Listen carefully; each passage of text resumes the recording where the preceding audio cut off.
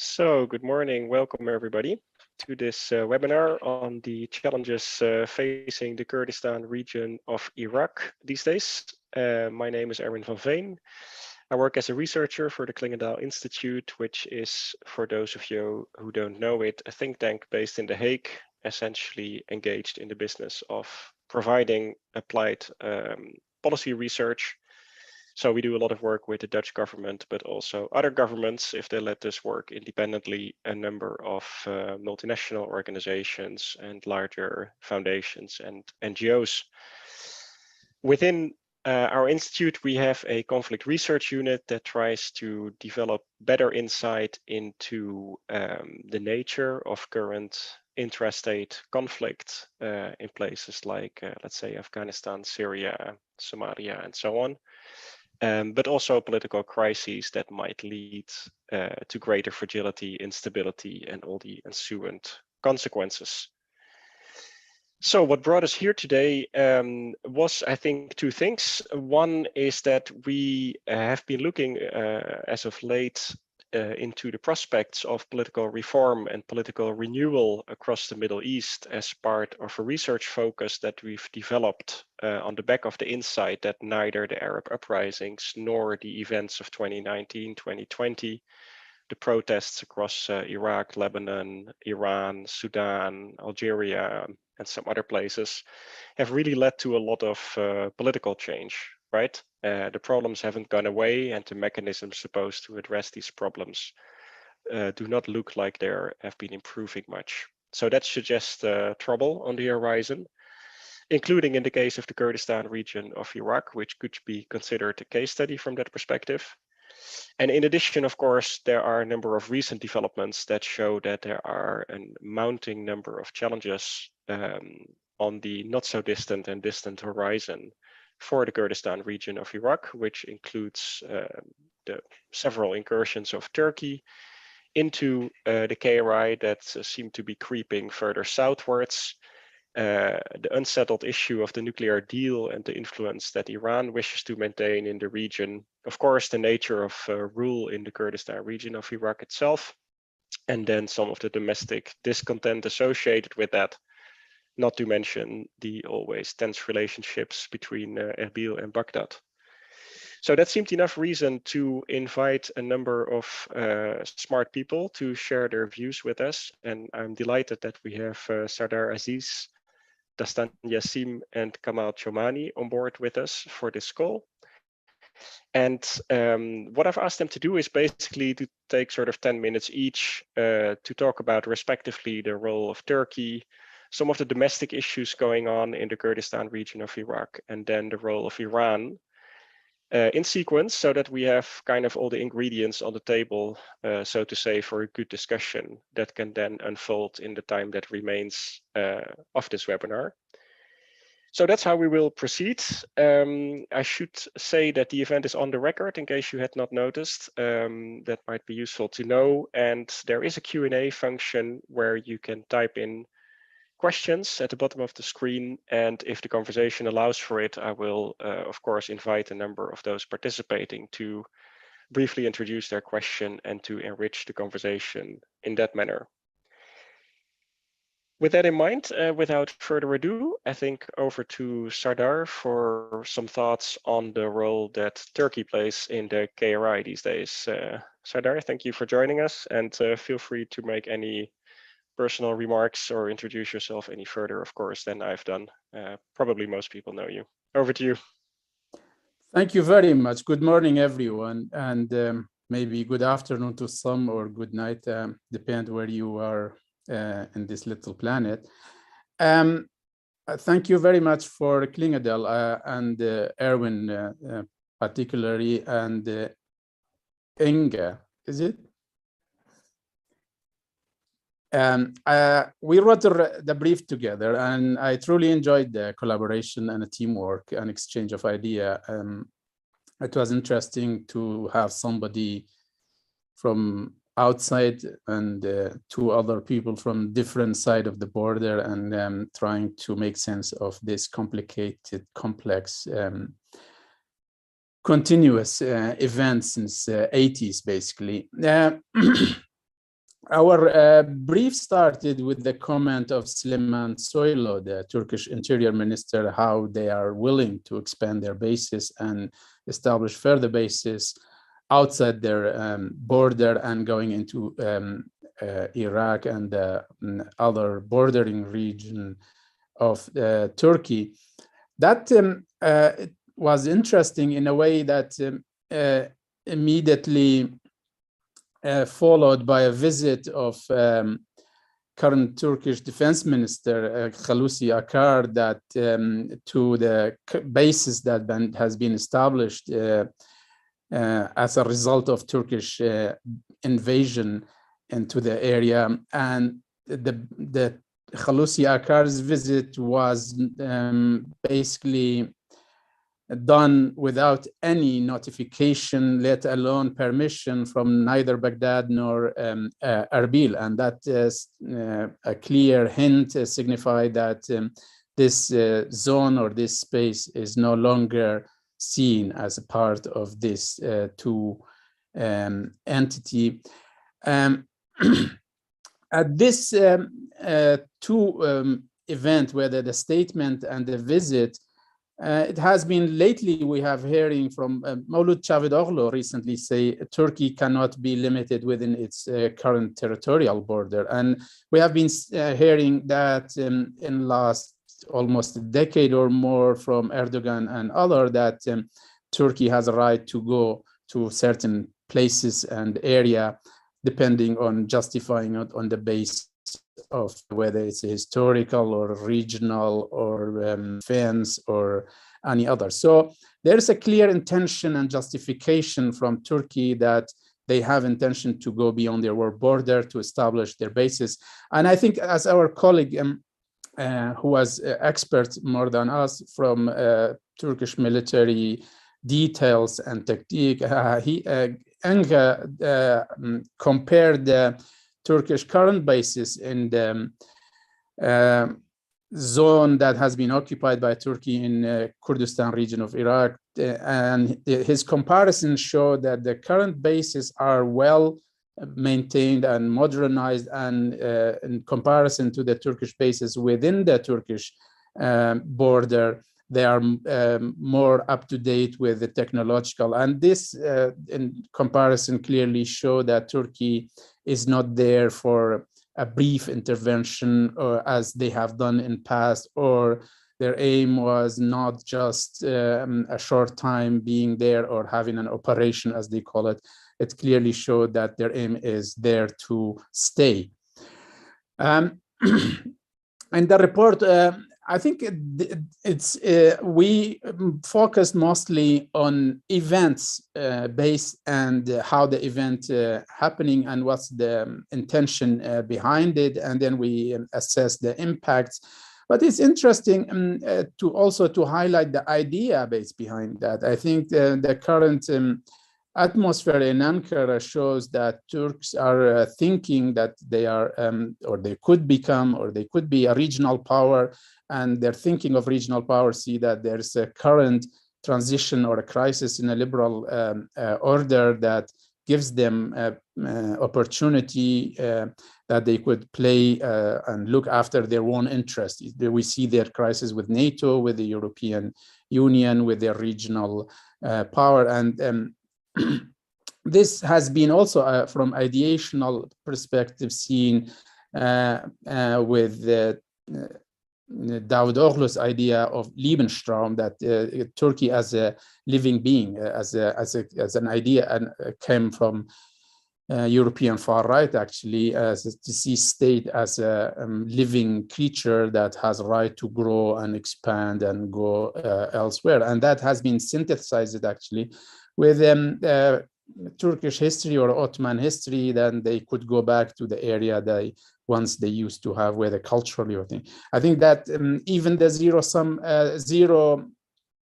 problem period was not out of expansion or intervention period, because Turkey saw that it's through trade, through culture, through connecting to a different network and having influence on other, they could go beyond that. That was all a breach with the Kemalist idea of peace at home and peace abroad, which was basically very much an idea of Turkey should maintain its border. And having said that, I think within Turkish military, there has been a faction advocating this idea going to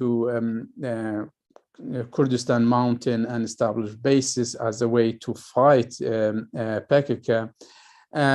Khalusi Akar has been one of these people and advocating this idea.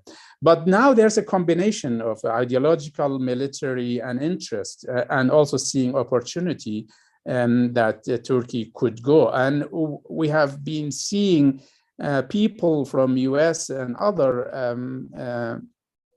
think tank or institution, strategic institution like Stratford or Geopolitical Feature or Peter Zane, people come from hardcore geopolitical, they advocate, they advise Turkey to play the role of a regional power, or they have opportunity to play a regional power.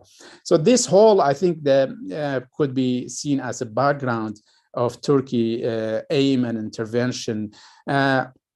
Obviously, having said that, there is a domestic aspect, and probably practically it's the most significant and important aspect, because Erdogan doesn't have time, doesn't have an easy time domestically, and he has been forced to do things that he doesn't wish to do. And I think the alliance of MHP, AKP is one of the driver of this intervention or anti-Kurdish stand. That doesn't mean that AKP itself doesn't have, but I think the raison d'etat of MHP is standing against Kurd denial of the Kurd or assimilating of the Kurds. So MHP has been a factor in this, where the military stick treatment, and that came after the fall of what was seen as peace process, and also the emergence of Rojava.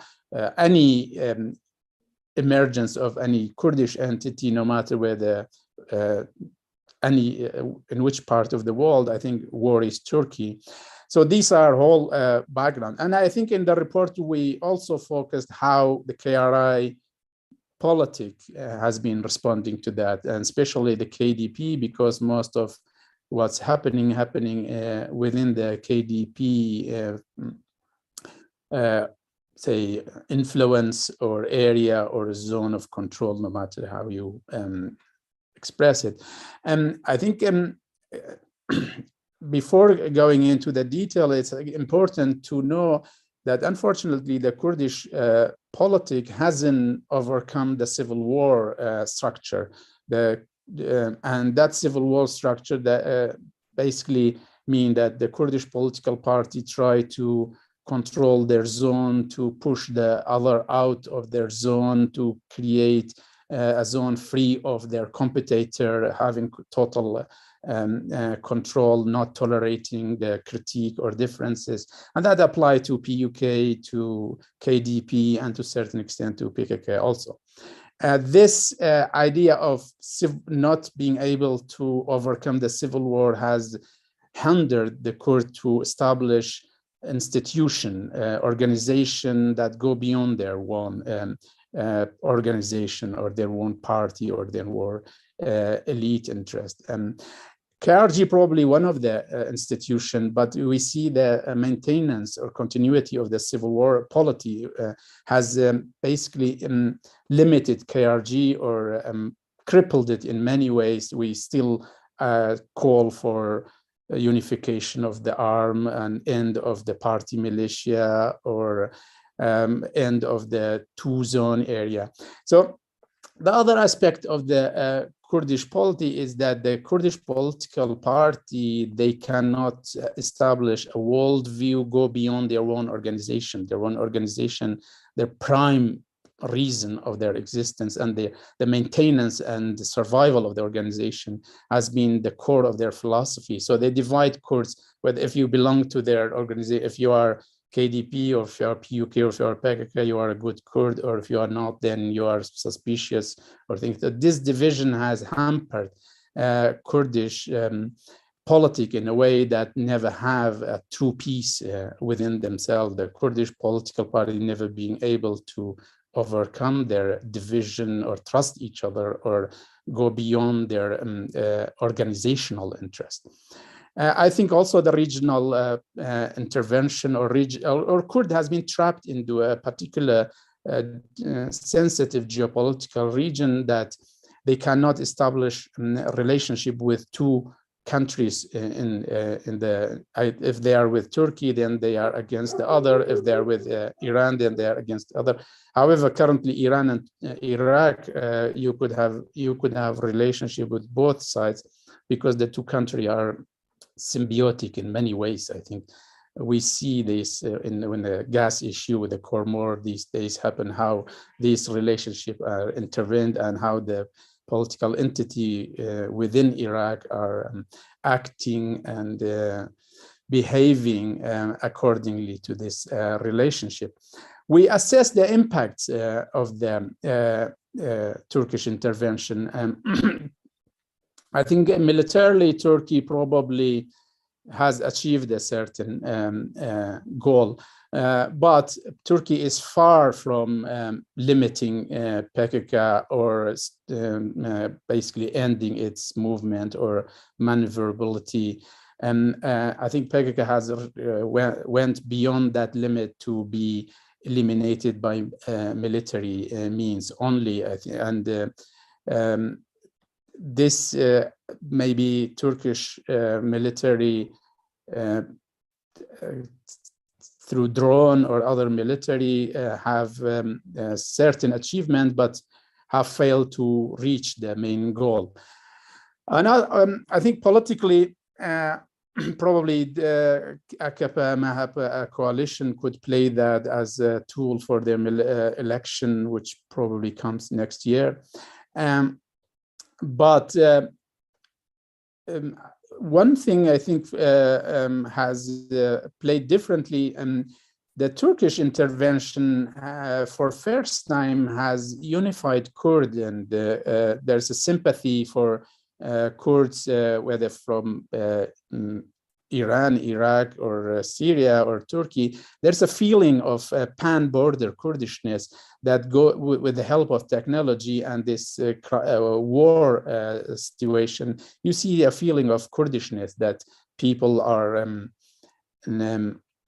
having kind of this, they can, if you come from this traditional nationalist literature, they can imagine other Kurds in Afrin, they can imagine other Kurds in Diyarbakir, they can imagine other Kurds in other parts of Kurdistan. So this sense of imagination, it was weak or non-existence prior to this intervention and war. And this is probably a development Turkey doesn't want to see, that this that imagined community or imagined identity or imagined having similar fate or similar enemy or similar combatant or similar interest. This is something probably a counterproductive from the Turkish perspective of the intervention. And I think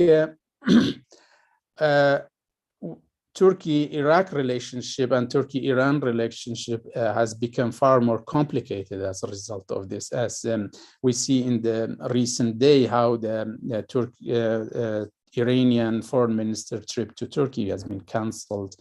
And the main reason of that is this both the Turkish planned intervention in Syria and Kurdistan and continuous intervention in Iraqi Kurdistan. These are part of this cancelled visit. There are other factors like Israeli factor and also the development of gas in the KRI has played. So I think regionally, Turkey did not want any alliance. Maybe the further they intervene in Kurdistan, they influence Sunni and Turkmen, and we have seen how Erdogan has bringing together the main Sunni factor in Iraq, and even succeeding in unify them and having a bloc and playing as kind of a big role within the current, if established, Iraqi government. So in that way, we may see that Turkey is whetting their appetite, that the deeper they intervene, the more influence they have on not only Kurd, but also other communities. That's a great segue, Sardar. Do you think we might finish on that point and get back to you on the Q&A? Yeah, was that optimistic or a pessimistic view? So we will see. No, it just struck me that it was a perfect segue into some of the domestic issues, and I'm very grateful for you laying out the scene so clearly. I think just to pick up on a few points in less than 30 seconds before we then flip over to Dastan, and we'll be sure to get back to you in the dialogue. So Turkey is there to stay. I think that's a clear finding. Important, I think, to reflect on the ideological shift that seems to have taken place in Turkey, that is not just limited to Syria and Iraq, that are united by sort of the anti-Kurdish policy, but that extends in places like Cyprus and Libya, and helps explain a number of other conflicts, I think, that Turkey is engaged in. And finally, sort of the kind of endless nature of this fight, right? As long as the domestic issue with the Kurdish population in Turkey is not resolved, it's highly, shall we say, ambitious or maybe naive to suppose that taking the fight abroad is actually going to resolve it. In particular, with a view to some of these transnational or identity effects, right? Or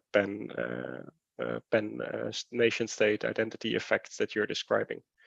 So thanks for that. I think you touched already on some of the domestic issues. So for that, let's flip over to Dastan with your permission, who will hopefully tell us a little bit more about sort of the governance situation in the KRI, popular perceptions, tensions with Baghdad, and these sort of issues. Over to you, Dastan, with your permission. Hi, thank you so much, Erwin, and thanks for the invitation.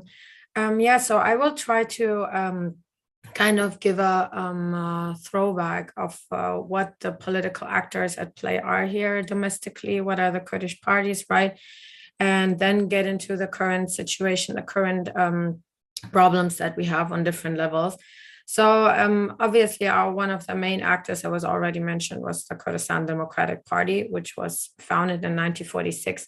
And interestingly, if you look at the Kurdish political parties and the actors, it's always that there has been, you can somehow identify one or two major geopolitical happenings that preceded the foundation of this party. And second of all, what is interesting is that the parties kind of have always split up and developed out of each other. So that's also important to understand the demographic behind it. Who are the people voting for these parties? Who are the people that are part of these parties, and why are these parties there?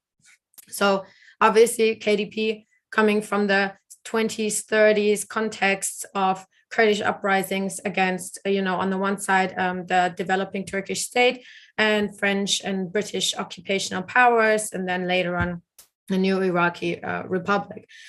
Throughout the years, in the 60s especially, we see that there is more and more a 60s and 68 movement developing in Iraq, as well as with Kurdish Iraqi people that have been in the urban centers, that have been people that were studying, that were kind of the urban intelligentsia.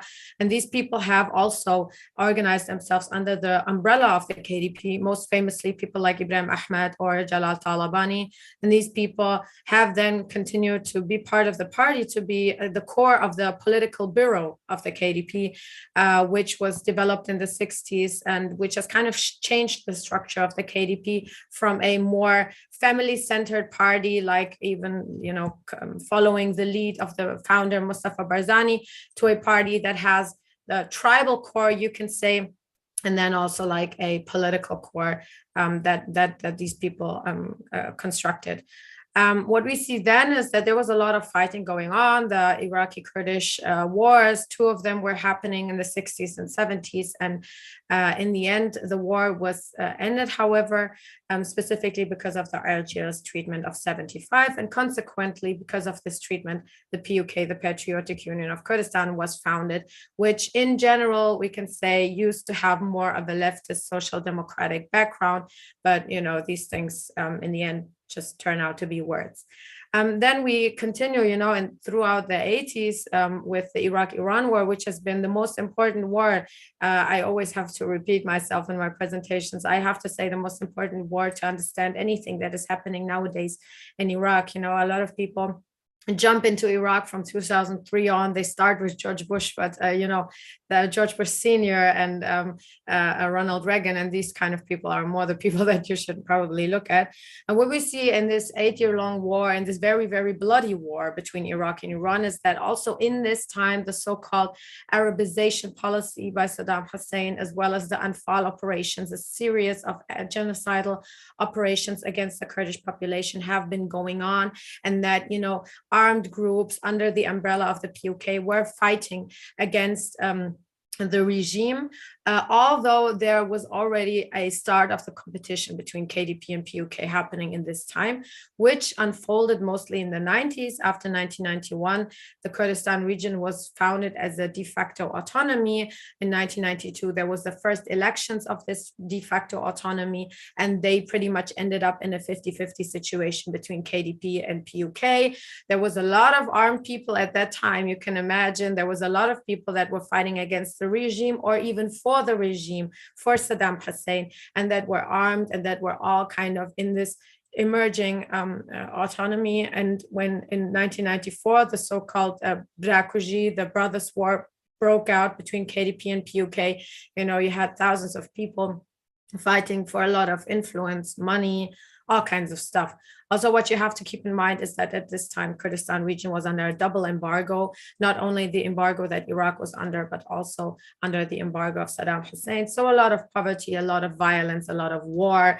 And then we see that, you know, in 2003, there's the invasion into Iraq. Iraq is changing as a system. In 2005, we have a new constitution. We have Jalal Talabani, who was head of a, you know, anti-state movement, becoming the first president of Iraq. So we see that all of a sudden, these Kurdish parties that used to be, you know, militant organizations that used to be in a national resistance, that all, you know, kind of brought their legitimization from the claim that they're representing the Kurdish people in the fight for autonomy, that these parties became some of the most important allies of the United States. And not only did they become that, but in the 90s, they already became allies of neighboring Iran and Iraq, because after the Islamic Revolution, Iran, especially during Iraq-Iran war, established contacts with the PUK to have a foot on the ground. And as we have heard from Sardar, the same has been the case with Turkey, especially in the 90s. After a decade of rule by Kenan Evren, it was mostly Turgut Özal who has been starting this, you know, setting this footprint in Iraq very early on. Kamal and I have written a piece about this situation some months ago that you can check out from the commentaries about, you know, kind of the chronology of Turkish involvement in Iraqi Kurdistan. So all of this fast forward brings a situation in the 2000s where there is kind of a good situation between Baghdad and Erbil, because we have the political elites of Erbil engaging in Baghdad and being part of a kind of a top-down setting of the new state of Iraq that not only they have been part of, but many other diasporic groups as well. If we remember the big figures, the big people that have been founding Iraq, that have been the founding members and the you know, important personas, have all been people that before have been in exile for decades, you know, whether it was London, whether it was Washington. So they have been part of this mingling. It was not specifically something Kurdish, but it was the way politics was done in this, you know, first coalition provisional agreement, and then, you know, founding Iraqi setting. What is important to see here is that there is a lot of massive liberalization going on at that time. The process of debassification, as you all know, a lot of people have been kicked out of the public institutions. A lot of private companies have been going in. A lot of people that used to be militia heads all of a sudden became businessmen, and that is not something only Kurdish, that I really have to repeat this very often. Often this is presented, the whole, issue with the oil and gas laws kind of presented as this is Kurds exporting stuff privately, and there's Iraq, the state that wants to do a state thing. Pretty much this is what is happening all of Iraq since 2005. Like, you have important people in important cities and they are taking care of everything. So that is kind of the situation from the 2010s. And this is escalating, especially during the end of the term of Nouri Maliki, where all of this is taking more of a sectarian turn. All of this has more of a sectarian reading, and political issues, questions of political competition are framed in a more sectarian way. And what is happening is that, Nouri Maliki is in 2011 announcing the digital operation. He's announcing already back then that he wants to re-incurse into Kirkuk areas, into disputed areas. And in the end, all of this is specifically escalating in the rise of a lot of armed groups, but specifically ISIS from 2014 on. And this has kind of been a point where, time has been standing still for some years. There were already problems brewing up, issues brewing up between Erbil and Baghdad, between the two parties, KDP and PUK. But all of a sudden you have one big common enemy, and everything was standing still at that time. Although we had a financial crisis back then already, everything was standing still because that was the most important group at play. Fast forward, war against ISIS pretty much calmed down until 2018, 2019 with the final battle in Syria as well. In 2017, we also have the independence referendum by Masud Barzani, who was far, over his term.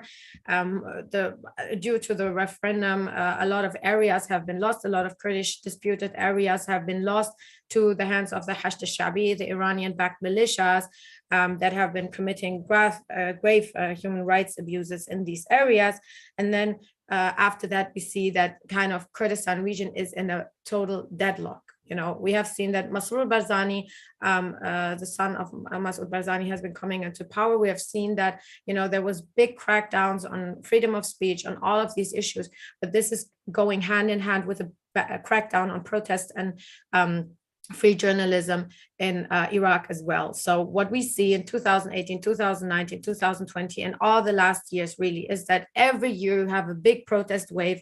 You have more and more young people growing up to be citizens of these countries, of these regions, standing up for themselves, being cracked down very violently, whether it's Tahrir protests in 2019, the protests in Kurdistan region 2020, the students' protests last year in 2021. All of these things are becoming more and more important. So I want to leave on the note of the most important challenges that we have right now after we have gone through this kind of historical thing. First, massive issue, economic issues. As much as the world is suffering under food shortages, gas shortages, all of these issues, this is an issue in Kurdistan as well, especially since it's a rentier economy that is very dependent on imports, very dependent on the oil price, very dependent on all these things. For them, it's also very, very hard to keep up right now. And a lot of the protests that we see right now is because of food and gas and oil prices. Also, there is a lot of intransparency on that. That is one of the big topics, obviously. Second of all, we have big political issues. KDP and PUK, as Dr. Sardar already said, they have their legitimacy because they are head of the two biggest armed groups, in the Kurdistan region. But a lot of people are not voting for the PUK anymore. The PUK hardly gets some seats. The Iraqi elections have shown that. And even for KDP, the fact that they get seats is because of a clientelistic system. It's because they are employing people, because people are not members of a party, because they, have some normative agenda that they see represented with any of these parties, but because they are employed by them, because they get money from them, because they're supported by them, because life is impossible without having some sort of party backing in all of Iraq and in Kurdistan region as well. So we see that There was a big crisis going on. We're supposed to have elections this year, Kurdistan Regional government and parliamentary election for this year, but it looks like they're going to be delayed. We have a lot of issues between PUK and KDP right now, because inside the PUK there has been also a lot of shift of power in the last year. That is a big issue. But I really want to, as much as we're talking about the big issue stuff and the top-down perspective, I really want to emphasize two things. The two groups that have in the biggest crisis right now is young people and women and queers. Those are really the people that are suffering the most. This year has been a record year when it comes to the killing of women. It's absolutely incredible. We have seen dozens of, you really have to call them assassinations of queer people and women specifically. And that is happening in a political setting. This is not happening in the political vacuum. It's happening in a country, in Iraq and Kurdistan region, where a lot of people still are in possession of weapons, where there is a lot of lawlessness, where there is absolutely no rule of law on any of the two sides. And the people most suffering the most are them, and especially young people. As much as young people have been killed and threatened, whether it was Tahrir protests or the protests in Kurdistan region, this is continuing until now. And all of the young people that really have no perspective at the end of the day are going to be the ones that will try to migrate to Europe, as most famously seen last year in November in Belarus. So that's on my part. Thank you so much. And I'm happy to discuss all of this later with you. Thank you so much, Dastan, especially for that last issue that you put on the table, which indeed has taken on scary proportions following sort of the preceding range of assassinations of a lot of activists, of course, especially in southern Iraq, less so in the Kurdistan region, but maybe reflective of the same issue. So, I mean, before we move on, one thought I wanted to put up for discussion later is that it is quite common, I think, to emphasize the economic problems facing Iraq and the KRI in particular. At the same time, one could be forgiven to think that, given that these places are rentier economies and the price of oil is extremely high at the moment and projected to stay quite high because of the Ukraine situation and a few other factors, it's not like a lack of cash in the short term that's going to be the problem, right? And at the same time, if clientelism turns out to be a necessity basically for a lot of people to keep surviving, you could build an argument that says, like, for the next couple of years, the combination of all that oil and gas money coming in and the mechanisms of clientelism could easily tide the present elites over for a couple of years. So economic problem, in what sense, I think might be useful to specify. Of course, this is not going to result in any diversification of the economy or serious income redistribution effects, but it might just keep the system ticking, which is, you could argue, what current elites care about because they profit from it. So this is just a quick thought. If you mentioned at the very beginning, Dastan, the fact that parties emerge, splitting from one another, right? So we can look at the sequence KDP, PUK, and Goran, for example, in that light. What did you imply by saying that? Because I think it's a really good point. Could you maybe develop that in like a minute or so before we turn to Kamal? That the parties kind of emerged out of each other. You mean? Yeah, what did you mean? What is the implication of that in your mind? Yeah, the implication is that, as I said, the split between KDP and PUK was mainly a consequence, as many would argue as well, that, the political bureau of KDP that was consisting of Ibrahim Ahmed and Jalal Talabani and these people has manifested as their own kind of political entity, and that the, kind of tribal core, the tribal head of Mustafa Barzani and his family has become another part, and that this was already going apart from each other. And then the crisis was that, Mustafa Barzani agreed to laying down the weapons in 1975 as a consequence of the Algiers treatment, whereas the Patriotic Union of Kurdistan said that they don't want to do that. They want to continue fighting. The same thing we've seen exactly with Goran in 2009. So this is a very post-financial crisis setting, as everywhere in the world. We have seen later on then a lot of happenings also in the context of the Arab Spring. And this has been the first kind of party developing, emerging from PUK that was very specifically focused on intra-Kurdish issues. So their issues were not only like we're Kurdish people, we need to have self-rule, but it's also we need to have self-rule, not being ruled by Kurdish parties that are exploiting us. So that has been the next step. And with New Generation Movement, you could basically say the same. The most important momentum for them has been also the Slemani base that PUK and Goran have used, and that the momentum for them was the independence referendum, and that they were the only ones being against the referendum, campaigning against the referendum, but they have used it in a very, absurd populist way. So I can, at this point, not tell you whether they're left or right wing or Islamic or non-Islamic. I don't know what they are. That's great. May I have 1 minute on that trajectory? It's very interesting, actually. But only 1 minute, because I don't want to keep Kamal waiting. I think it's a very much event-based. I think prior to Mahabat Republic, the Kurdish movement is very much a kind of organizational, which is not yet a political party. When Mahabat Republic falls, then a shift happens in the Kurdish landscape. Then Kurdish political party become Iraqi political party or Iranian political party or Turkey and so that shift continues. The crisis comes of factional and conflict between modern and tradition. I think the Barzani, when the Politburo rebels against him, Politburo is a urban leftish different worldview. Barzani wants to maintain patriarchalistic view that he is above the party, and so this view of a KDP-PUK in 60 splits. PUK emerged and dies just a few years ago because PUK also becomes a family-based paternalistic. So unfortunately, there is a kind of a circle within the Kurdish party. The modernity did not emerge in a way that we have organization based on division and replacement and internal democracy and those things. There's a serious Kurdish political crisis, political party crisis in that, and has impact on the democracy in the region. I think I exceed my 1 minute. Sorry. Thanks. No, that was great. That is precisely the point I wanted to get at, to what extent there is an issue to discuss about the ability of parties to rejuvenate and to adjust to new realities and events. And I think you put it even better in the sense that organizations are rather personalized or familyized, if that's a word. Anyway, we can park that for now. And turn to Kamal. Thanks again, Dastan.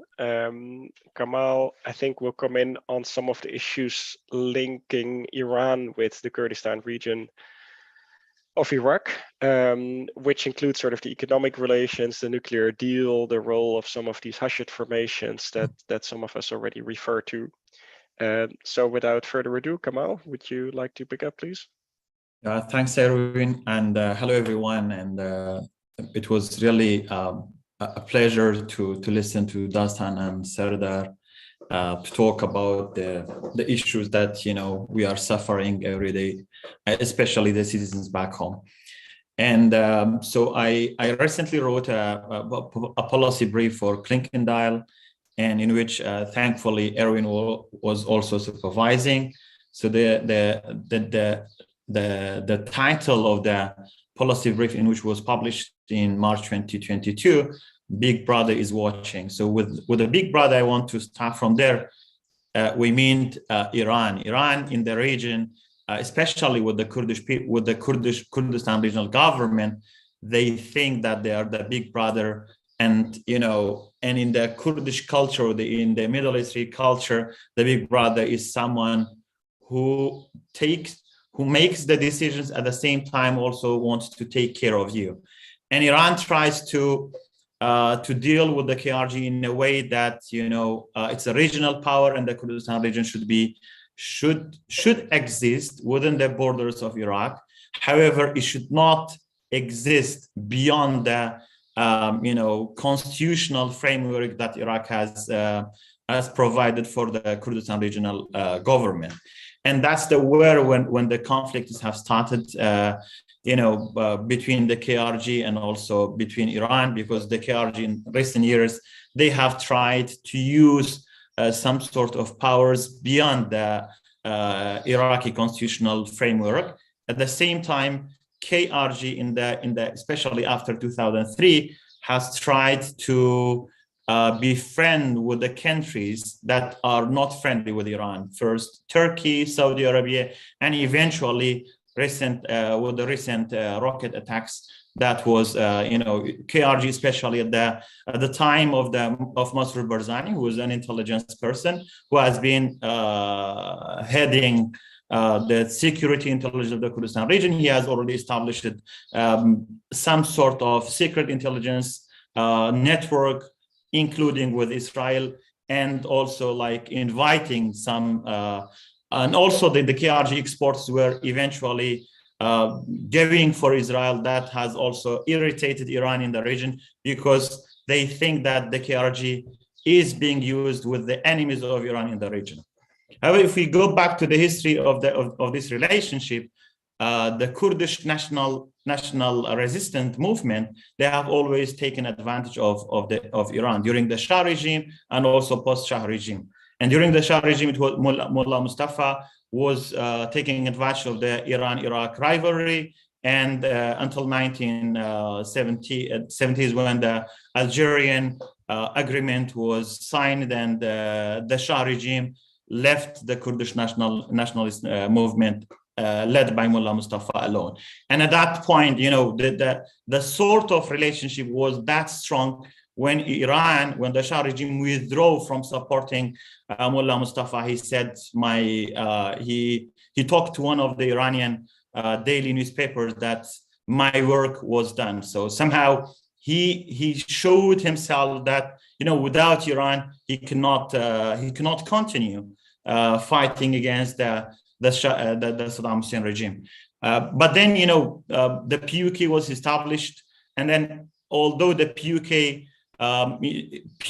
could not take that much benefit from the Shah regime, but then with the change, with the regime change in Iran, so the PUK established very strong relations with the Islamic Republic of Iran, and also the KDP, they had already taken refugee in Iran, the Barzani, including the Barzani family. They also somehow established very strong relations. So the PUK and also the KDP took advantage of the relationship, and they continued fighting against the Saddam Hussein regime.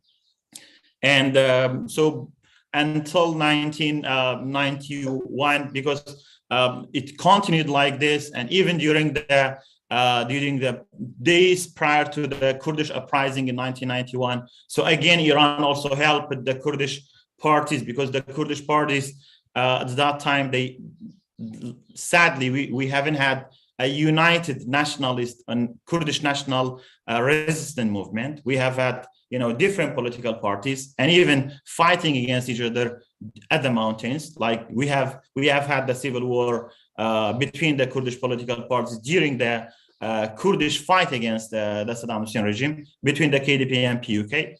So Iran somehow helped them to bring together, and also establishing the Kurdistani Front in days prior to the uprising. So once the Kurdish uprising succeeded, and the international community intervened in Iraq. So somehow Iran established it after 1991, when the Kurdistan Regional Government was established in 1992, a stronger base within the Kurdistan region. And it was the first step that Iran also established a sort of strength and power within the Iraqi borders.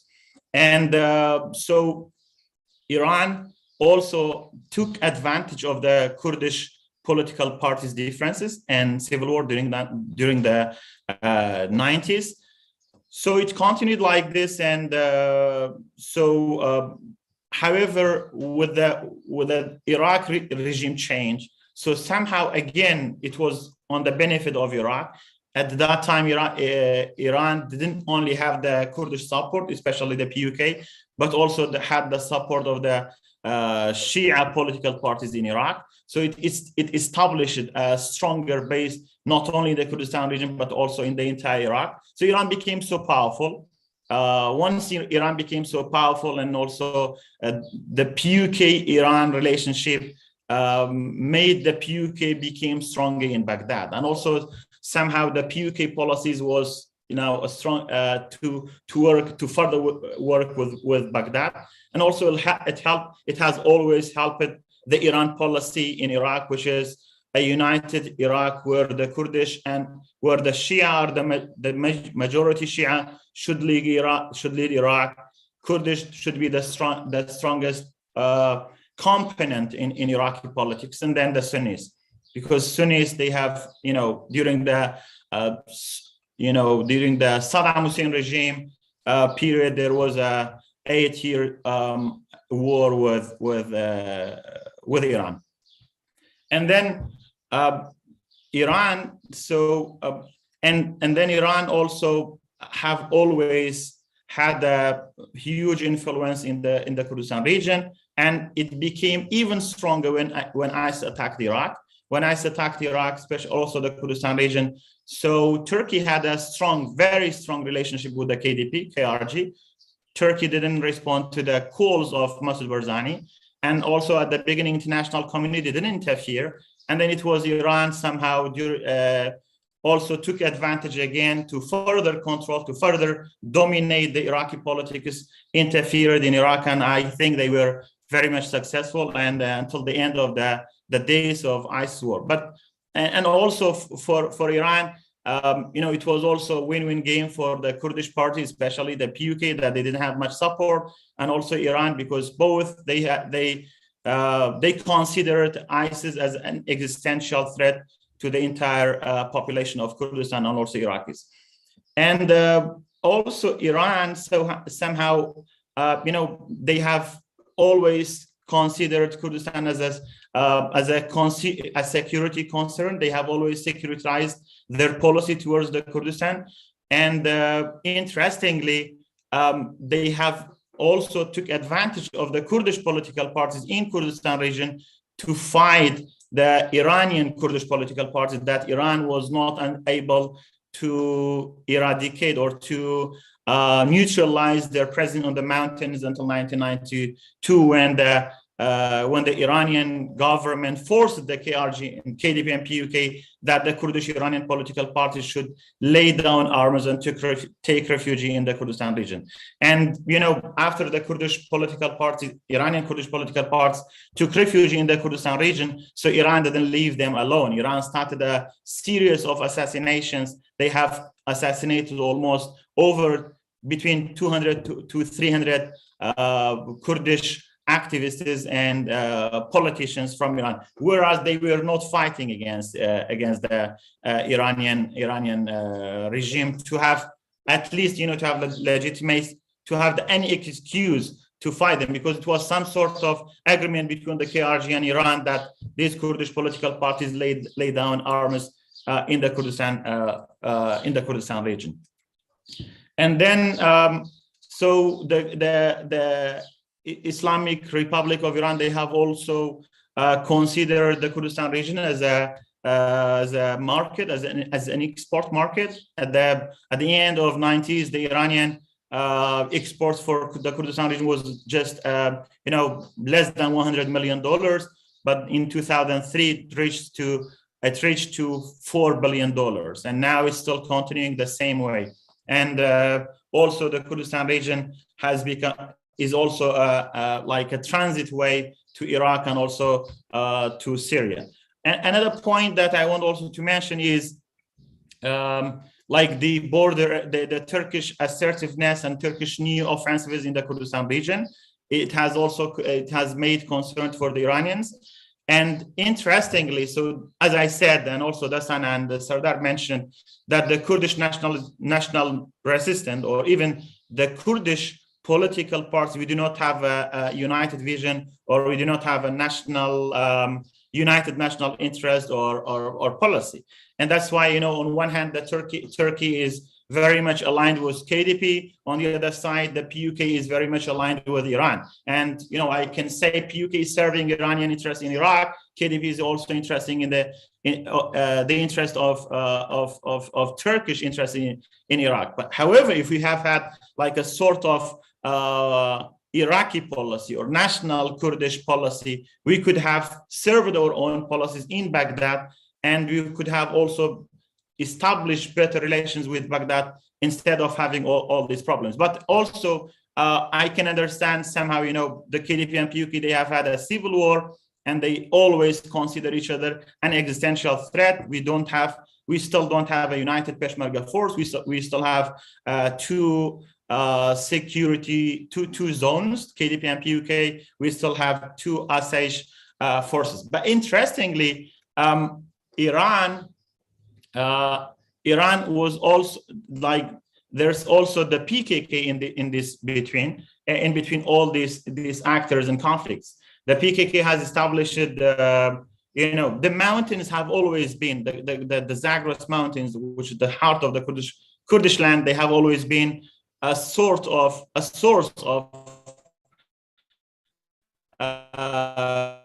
Kurdish power.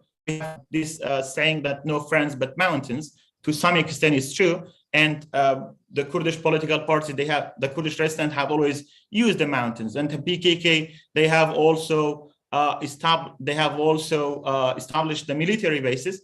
And the military bases of the PKK now are between Kurdistan region and Iran and Turkey. So interestingly, until 2000, Iran was happy about the PKK presence in the mountains until the PKK started establishing a political party for Iran, PUK, the Free Life Party of Free Life of Kurdistan. And so at that time in 2011, so it was Turkey, Iran jointly fighting PKK. The Kurdish resistance in Syria started. So somehow Kamal, Kamal, sorry to interrupt, but agreement, a ceasefire. We lost the connection with you. Yes, we lost it for 10 seconds. So if you could repeat your last two sentences. No, that's no problem. That happens. And then maybe slowly tie up as well, if you could.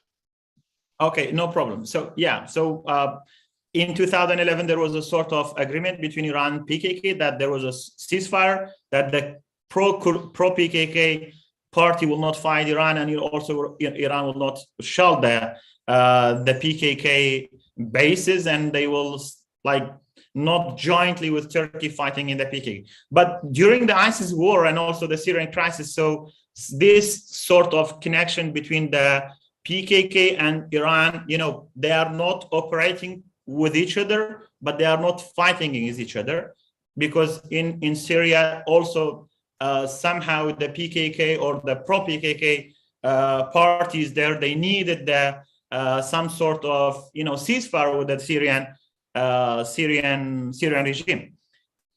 But recently, so with the help of the KDP, although the Turkish government, they already had bases, but they have further militarized the KDP zone against the PKK. And it has also created a sort of concern for Iran. And, there is some sort of unknown, cooperation between the Hashd, the PMF, and also the some sort of the pro-PKK forces in Sinjar. And interestingly, there's one political party, which is the KDP, is fighting or helping the Turkish interests to fight Kurdish interests, including the PUK. They have a sort of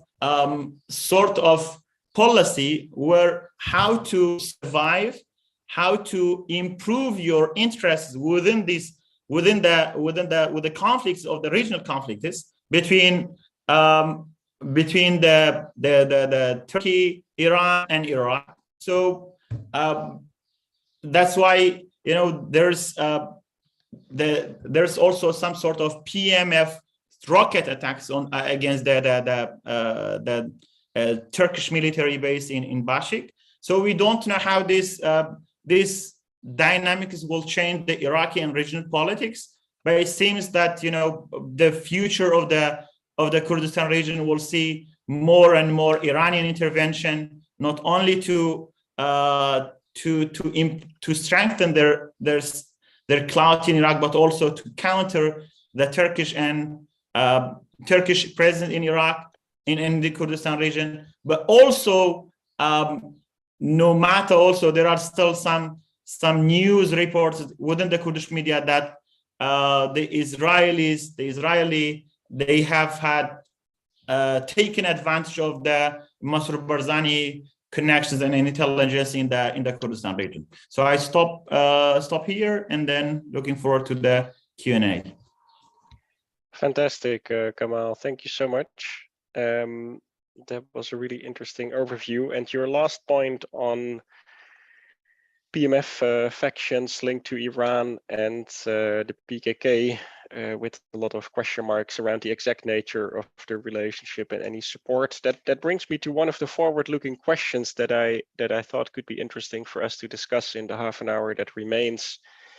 And we'll try to cover a couple, but I think the first interesting question could be, you know, what sort of counterforces, if any, is the growing rate of Turkish incursions into the KRI likely to generate, right? You already mentioned that Iran is concerned about this. There are a couple of other parties that I could think of. And I would briefly like to invite Salim into our conversation, given the interesting hypothesis that he posited in the Q&A. Joris, would you mind muting Salim for a moment or giving him the floor so that he can elaborate if he wants to? Sure, give me a minute.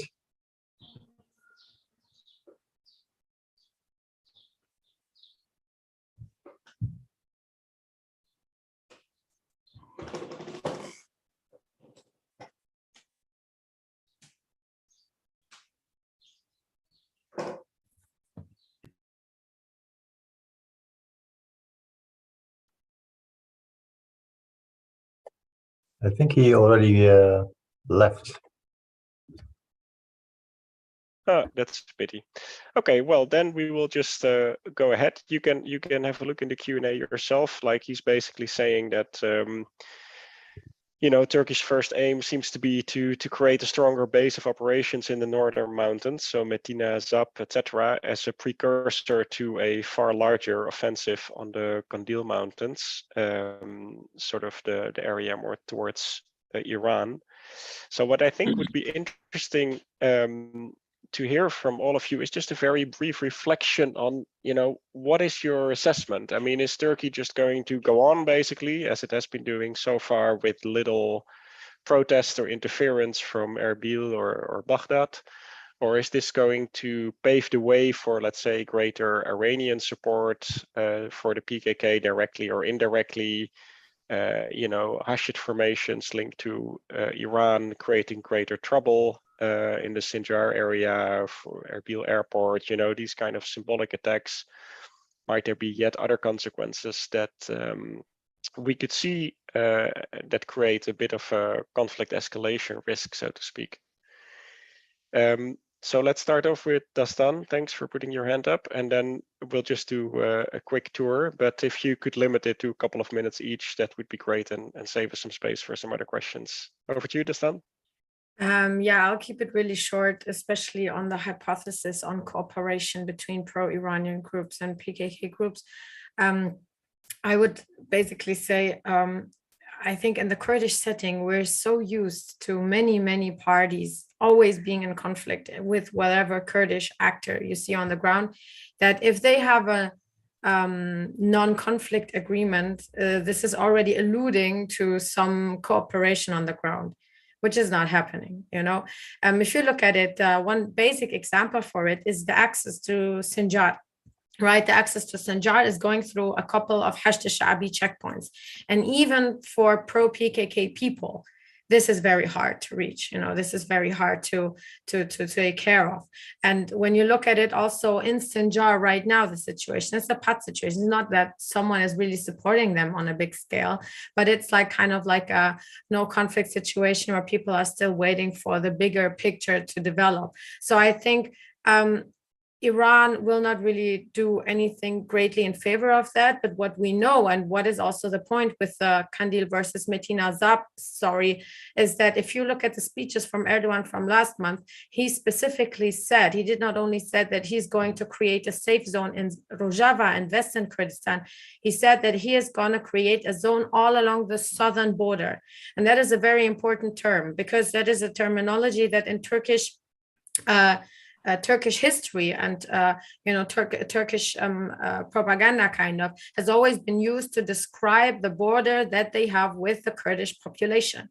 So that is very important to keep in mind, that he is not even differentiating between PKK or Kurdish population anymore, that he is specifically saying we're going to do this trip that we have been starting in Rojava as well. We're going to continue that strip of 30-40 kilometers along the southern border as well. Second part, very important to keep in mind, is that there is huge losses of Turkey. Actually, Turkey is offering specific contracts to Turkish families that have members in the security forces, where they are giving them extra money if after they have been killed, they allow for the killing to be kept in secret, that there is not a specific official parade.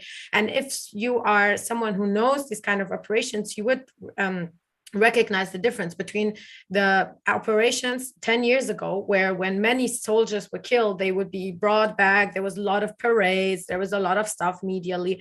But now in the last months, you have medially absolutely no coverage on any victims. They are not even using the Şeydler Ölmez card kind of in this setting. So there is huge losses. The situation does not look for them good in Kandil.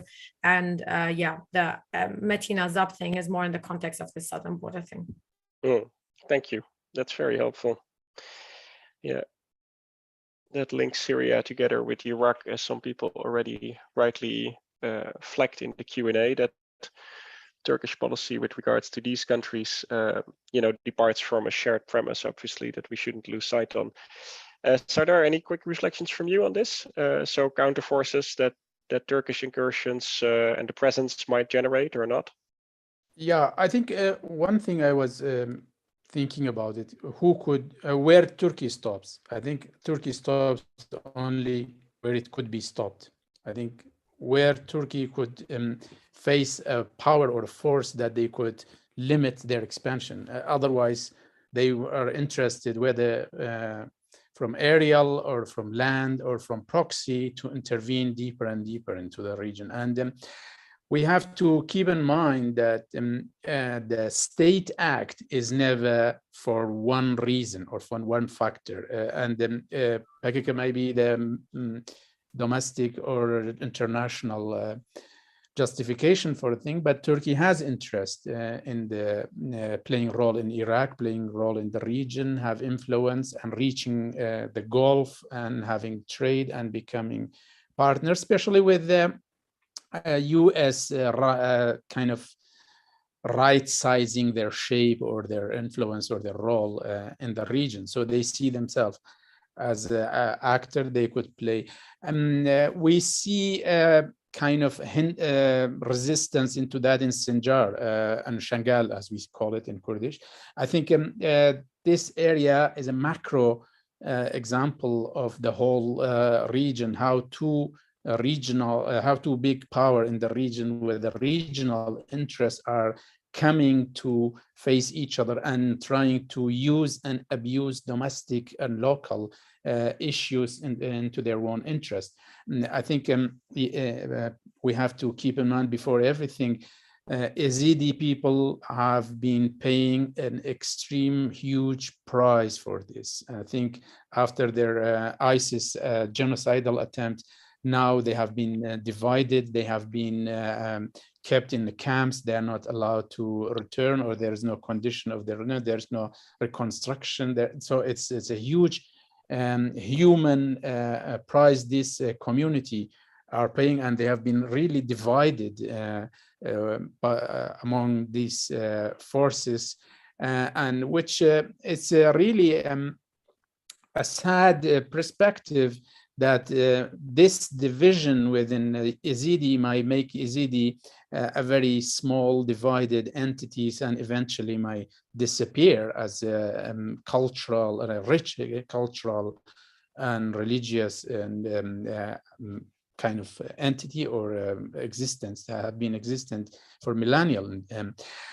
So that's, I think they will be the first victim of the division. But Turkey, we have seen that bombarding them and killing children and civilian, trying to manhunt PKK leader in the region and limit activity.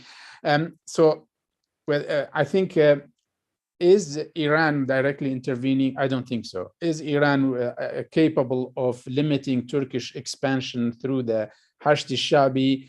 I think that's up to a certain level, maybe delay or kind of change the direction, because the two countries eventually, I think they might come to agreement from Tehran and Ankara how to deal with Iraq and share their interests on the expenses of Iraqi people. So I don't think the two countries, they have never been in war in last century or so directly in their border. They have imperial history. They will never intervene in a direct war. They use proxy, but eventually they have their own biggest interest, and they can look after their interests and on the expenses of the local people, whether it's Kurd or Arab or Sunni or any in the region.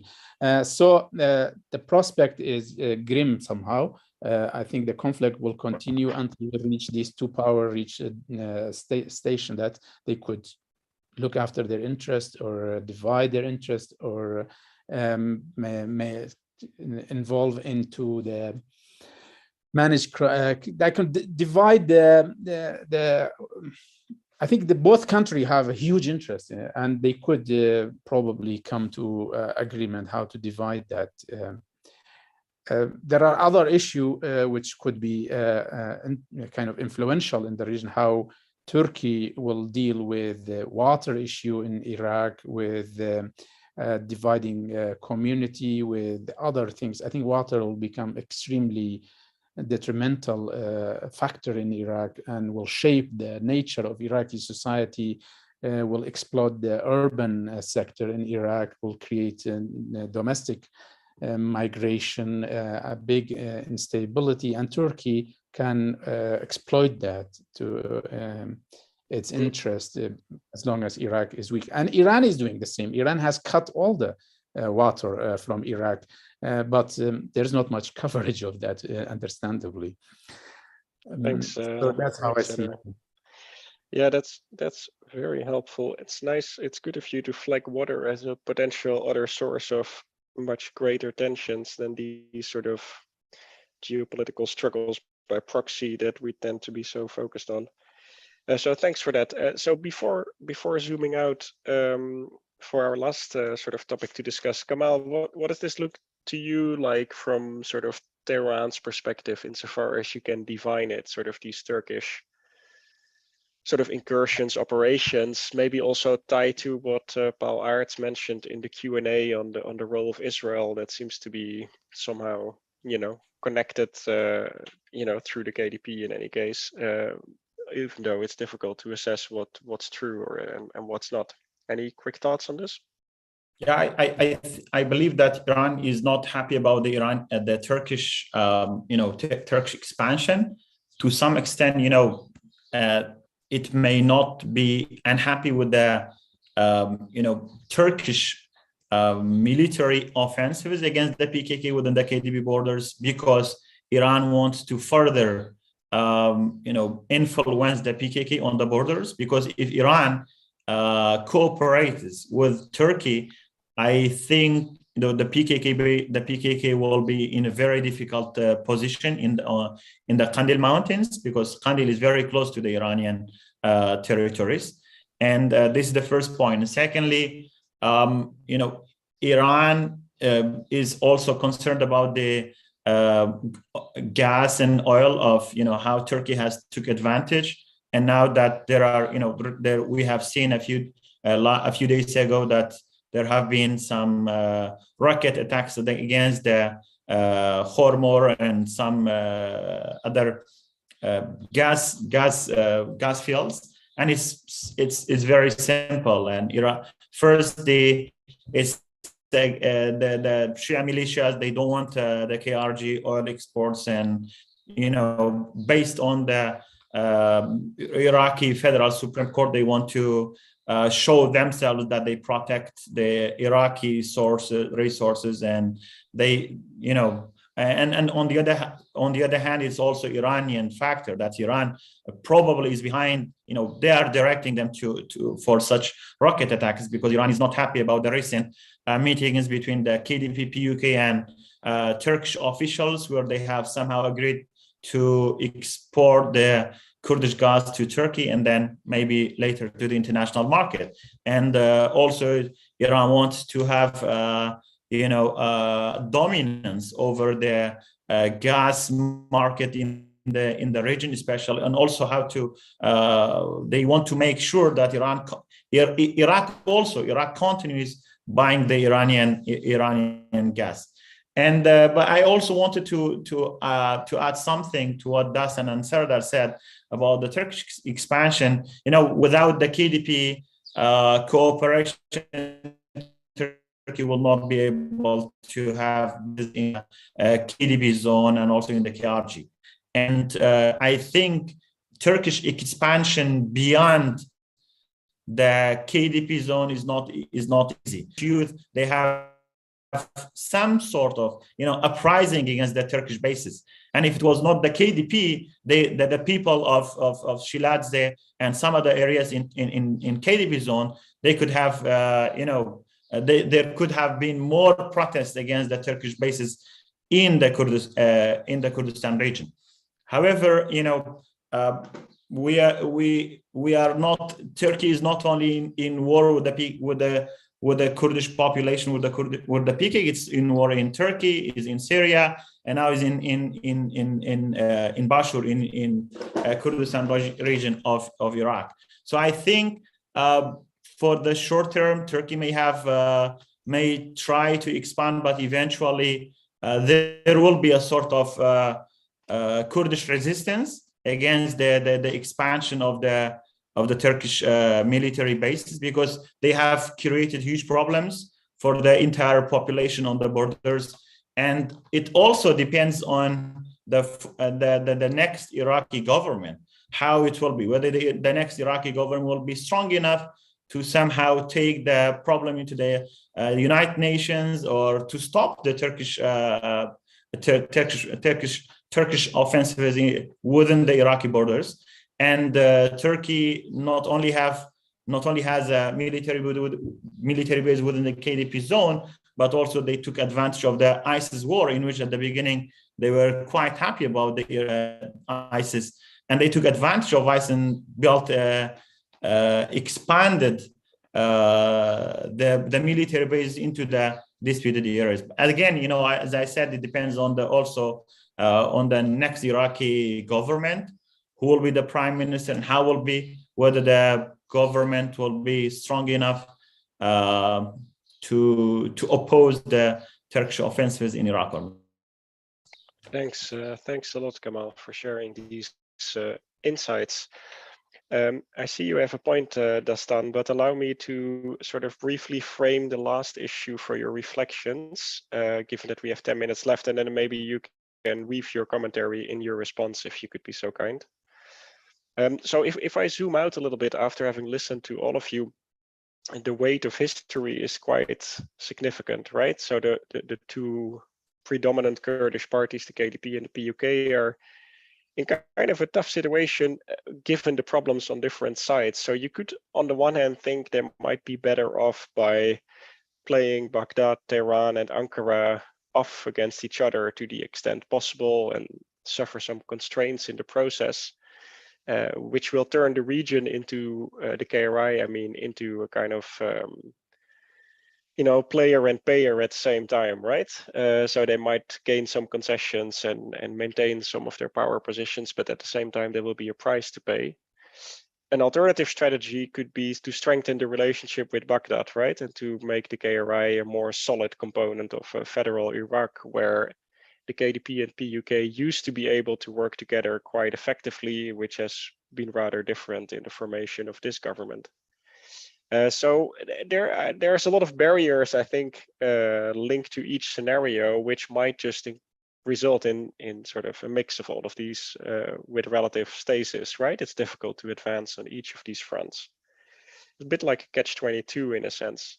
But I would be very grateful for any final reflections that you have on sort of what pathway you see emerging from all these different moving parts that we have been discussing. Just a few off the top of your head thoughts, within a few minutes, and then we'll round up the event. Nobody will keep you to any predictions of the future, of course. Thanks. Dastan, shall we turn to you first, and please also weave in the comment that that you just put on hold. Yeah. So the most important thing to keep in mind always is that, as much as we talk about KDP and PUK and the Iraqi government, Iraq is a very weak state, and the Kurdistan regional government is a very weak regional government in a very weak state. So whatever is happening due to some geopolitical settings that are going beyond everything that can be done by local actors, So, I mean, it's important to give agency to people, but it's also important to keep in mind what is doable and feasible from these regional actors, So at the end of the day, when it comes to the cooperation and the possibilities that Turkey has, yes, Turkey is working together with the KDP, and KDP is openly supporting them, openly supporting their presence in many senses. But Turkey has had their first agreement with the Iraqi government in 1983 to be able to use Iraqi airspace to fight against the PKK, during the no-fly zone from 1991, which there is actually an interesting podcast on in the Modern Warfare Institute about the situation, is that they got an extra allowance back then to fly their military operations against PKK, although there was a no-fly zone. So Turkey always had the extra card. Turkey is going to stay a NATO member. Like Iraq is not a NATO member. Iran is not a NATO member. These people are not NATO members. So, you got to be realistic about military possibilities. And even if there was not KDP, Turkey just objectively has the manpower and the political power and the military power to do whatever they please, And they are the most important partner of the European Union also when it comes to refugee movements, all of these things, the Kurdish autonomy of 8 million people is not going to stop that reality, right? One way or another. That is like, you've got to be really realistic. Second of all, Iraq has been working with Turkey as well all of the time also right now. They have been working for Turkey, building a wall between Sinjar and Syria. That is a fact. That has been done by Iraqi forces. And even when it comes to Iraqi Hashd al-Sha'bi forces, there is also regional agreements. We should not forget that Turkey has an increasing footprint in the Nineveh area. They have an increasing footprint in Mosul. One of the most important consulates of Turkey abroad in the Middle East is in Mosul, is one of the most active consulates. We cannot forget them. They are building graveyards for shahids, as they call them, martyrs of the Ottoman time. Like, this is not happening in a vacuum. Kazemi was invited to one of the biggest state meetings in 2020 to Ankara. And shortly after that, the budget for the Iraqi and Syrian incursions by Turkey was given. So this is all a reality. Iraq is part of this. All of the other countries are part of this. Iran and Turkey might be bickering, but at the end of the day, when it comes to Kurdish self-rule and the Kurdish question, they are going to work together, you know, and aside from all geopolitical stuff, the Kurdish reality is staying there. So I think that would be my concluding remarks really on this, that we should keep some realities in mind. And you know, we're all focusing on a very specific area, which is the Kurdistan region, but, you know, just because we have a big focus on them does not make them stronger of a power than they really are. What they call a sobering reality check. Thank you. That's helpful to insert into our discussion. Kamal, any final thoughts in sort of 2 minutes? Yeah, so I believe, you know, as Dastan said, I understand this geopolitics setting. However, you know, for me, like the KRG should not be part of this war, and especially the KDP, because it will have, you know, bigger repercussions. Especially, we have a history within the Kurdish political parties, a civil war, and further KDP cooperation with Turkey and Peshmerga cooperation with Turkey. It may lead to a sort of, you know, civil war between the PKK and KDP. That's something none of the Kurdish people, no one in Kurdistan, in any parts of Kurdistan, want to see. And I also want to add that, you know, eventually the Kurdistan region of Iraq is part of Iraq, constitutionally recognized. And instead of aligning our interests with Tehran or with Ankara, the best way is to align our interests with Baghdad. We have lots of disputes and problems with Baghdad, but there are thousands of opportunities as well. In Iraq, in Baghdad, we are not only part of the government, but sometimes we are we're even the kingmakers. That Iraq is a weak state, is a failed state. There are hundreds of thousands of problems in the entire country, but with Kurdistan region in the Iraqi government working together, we become much stronger. The problems in Basra and also the problems in Erbil are very much similar. They have the problems of militias, we have the same. They have the problems of public service, we have the same. They have all the problems are very similar. So both governments, both regions can take advantage of each other. And that's something, you know, within the Kurdistan region of Iraq, people, that's exactly they want. And that's, you know, you see the people on social media, not Twitter. Twitter is not representative for the Kurdish population in Iraq. And you see how people react, because eventually, you know, we should focus on opportunities in Iraq, in Kurdistan region, rather than the problems between these two governments. We have, you know, because if we do not resolve the problems, there are Iranian, Turkey, Saudi Arabia, all these interventions, and eventually the disputes may become conflicts, and the conflicts, they may explode at some point, and then at that point, the population, the citizens that they have been suffering for the last 3-4 decades in Iraq, they will be the ones who suffer more and more. Thank you. Thanks, Kamal. I hope there are some policymakers in our audience who will take your call to action to heart and the similarity of issues between Iraq, or, you know, the Arab part of Iraq, if you wish, and the KRI. So thanks. Sardar, 1 minute left, I think. So famous last words are for you. Yeah, it looks like the region is kind of polarized in a different way. Also, I think the next meeting in Riyadh, when Biden comes and Israeli are getting closer to the Arab region, Iran is extremely worried about that. However, today we have Iran American meeting in Doha, but I don't think it will lead to any breakaway from the deadlocks. I think domestic politics of the United States doesn't allow for the nuclear deal, and probably the prospect of the next midterm election will bury that for a while. So I think that might mean Iran wants to intervene further into Iraq, worry more about Iraq, because Iraq will become the border zone between these two polarized, those who the security pact that will emerge as a result of Israeli and Arab And this is Turkey has been flirting with that, and we see how they made MBS. Probably by now we are all sure he's the next king. That means I see as a result of that further kind of adventure or instability, and whether Kurd or Arab or any other, as they say in Iraq, component, I think we will all be sandwiched between these rivalry poles that might emerge in the region. And I think just referring to Kamal, if there was an Iraqi politic or Iraqi politician or Iraqi political party, it would have been really great, but I don't see any of them in the region. They are really all serving other interests.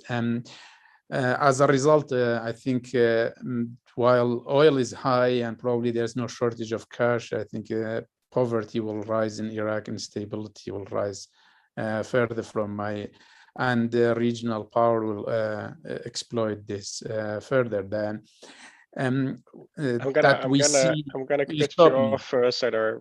Okay. If you don't mind. I made my point. Yeah.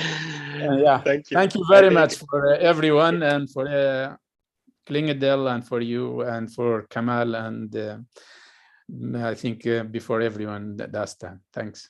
Thank you. It was not a reassuring point, but No. But thanks for making it regardless. Listen, what remains with an eye on the clock, and apologies again for cutting you short there. Thank you, everybody. These were some really interesting takeaways, I think. I hope it will serve as a kind of buffet of thoughts and ideas for our audience. In case there is any question that we haven't followed up on, I think of which there are a few, you can always drop me a quick line, and we'll try to do our best to get back to you. Otherwise, thanks again for joining, and I hope everyone will have a nice afternoon. And thanks again, Dastan, Kamal, Sardar, for making the time to join each other on this occasion. Thank you for you, Erwin. All the best, and enjoy.